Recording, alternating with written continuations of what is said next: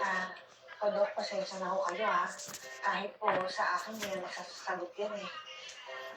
Baka naman ang ibig sabihin niya. Sige ho. Alam mo, sanay na ako sa ganyan kasi kahit yung anak ko, ganyan ako kausapin, mga sinabi kahit yung mga barkada niya, ganyan din mga ipag-usap sa akin. Kaya sanay ako sa ganyan. Parang makatakas. Oo. Lalo makatutunan. Oo. Pero, Dok, kamusta mo ba yung mga test ng anak mo? Well, 6, 7. Dok, pati ba naman ho kayo eh? Nonsense din. Ah, Higaya sa mga nonsense na 6'7", 6'7" eh. hindi nonsense yung sinasabi kong 6, 7. Ano ibig sabihin?